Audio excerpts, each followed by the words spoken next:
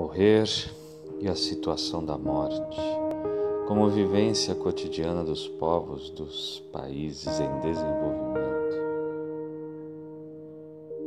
Aqui jaz a banalização da morte, a anonimização do morrer diariamente em todas as TVs e redes sociais. Isso é constatado na vivência de indivíduos isolados, na experiência cotidiana de grande parte da população. É isso que acontece de maneira geral nos países pobres em desenvolvimento. A morte das pessoas que moram nesses países já começa como que uma morte social, muito antes do próprio fato de a vida acabar. E ao acontecer finalmente a morte física, o indivíduo submerge na imensa massa daqueles que não têm voz nem nome. A morte do filho do lavrador analfabeto e o morrer de marginal ou de um mendigo nos subúrbios dos grandes centros urbanos não é interpretada como sendo falência da medicina, tal como vimos em outro episódio. Porque aqui não entra em jogo os cuidados médicos. Mortes como essa só podem ser interpretadas por nós como sendo resultado de estruturas marcadas pelo desprezo da vida em si, ou especialmente da vida do pobre, da pessoa simples. Interessante. Se morre alguém famoso, a todos os alardes, a todas as cerimônias. Inclusive, nós pobres vamos lá ver o famoso no velório, em quilométricas filas. Mas todos os dias, todas as horas, todos os segundos, há pessoas anônimas morrendo. Morrendo em confronto com a polícia, morrendo em confronto entre gangues, morrendo de pobreza, de desnutrição, de fome.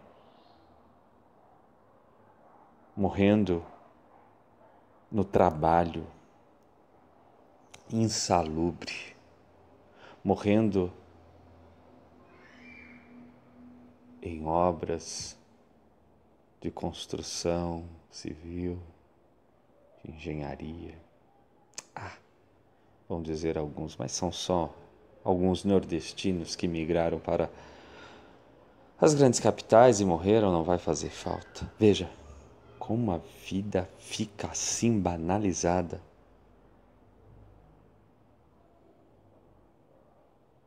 Essas pessoas simples não têm voz nem vez.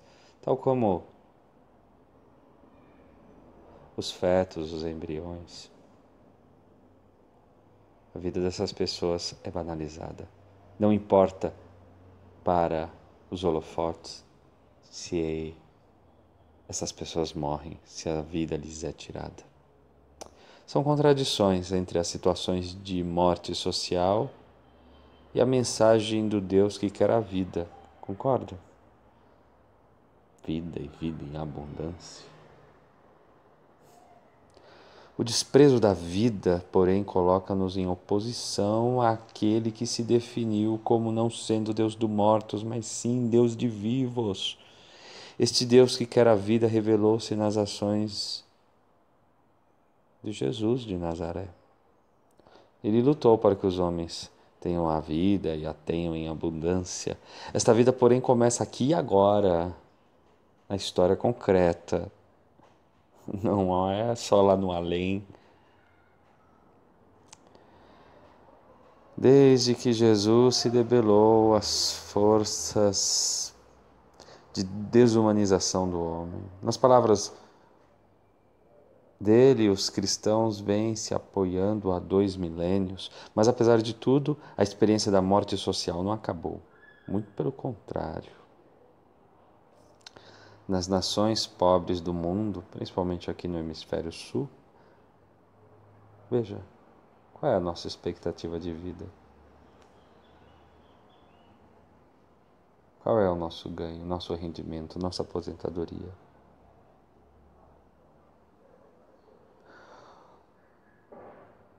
Até os 5 anos de idade, quantas crianças morrem ou ainda estão condenadas ao analfabetismo vitalício ou ao analfabetismo funcional? Estão até na escola, mas não sabem ler nem interpretar um texto.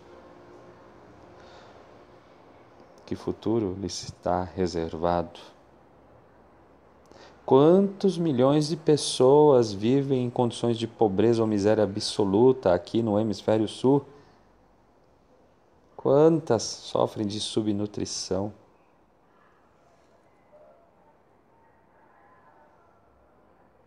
Quantas não têm proteína para se alimentar, se nutrir? Quantas pessoas morrem de fome por dia? Na década de 80 eram 110 mil. Hoje superamos essa pobreza? Os números diminuíram, aumentaram?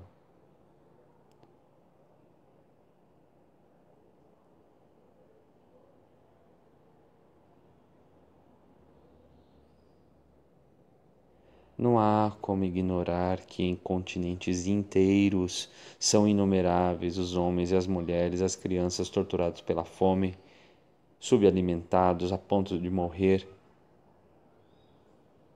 em tenra idade e com seu crescimento físico e desenvolvimento mental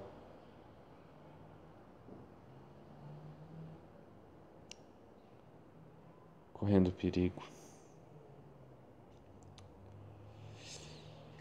E devido a essas crises econômicas criadas pelo, você sabe, pelo grande capital, para que ele possa adquirir mais ativos a um preço mais baixo, para poder lucrar mais ainda. Então é preciso sempre forjar as crises. Só que lá na ponta a corda vai quebrar no elo mais fraco, a corrente quebra no elo mais fraco, vai quebrar nos países mais pobres. Devido então a esse agravamento de constantes crises econômicas, diante desse sistema falido, a mortandade se agrava cada vez mais. Veja os números do Brasil como estão. É esta dança macabra que se apresenta com as mesmas características na esmagadora maioria dos países aqui do Hemisfério Sul. Veja como está a América Latina. Veja como está a África, a Índia.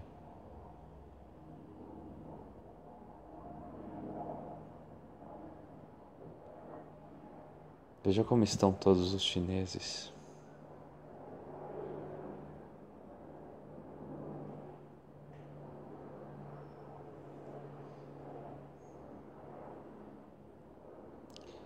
A isto se acrescenta ainda a ameaça de morte causada pelas guerras. Veja o que está acontecendo no Oriente.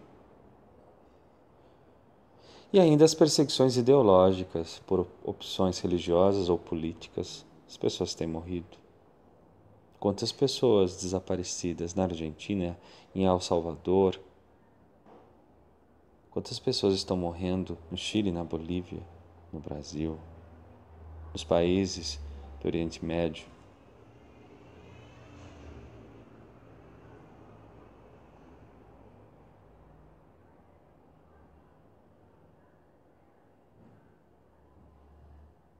Até muitos cristãos têm sido perseguidos. Os números mostram que os mártires do último século superam os mártires do século I.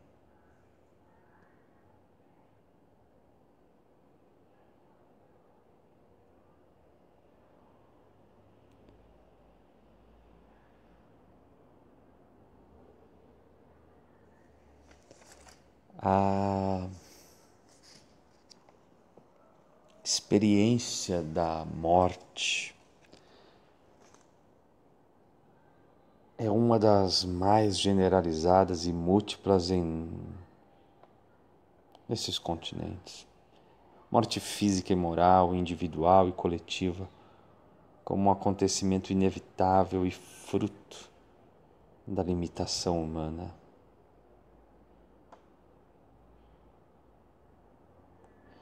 Por isso é urgente despertarmos a consciência para o significado humano e sacramental deste acontecimento que chamamos o fim da vida. Através de uma teologia da morte, devemos redescobrir a força que se esconde atrás da mensagem cristã sobre a morte. Mas devemos conscientizar-nos também de que essa força, na consciência do povo, foi enterrada por muito tempo, devido a uma visão exageradamente ameaçadora. Meu irmão, minha irmã, deveríamos redescobrir o Deus da vida,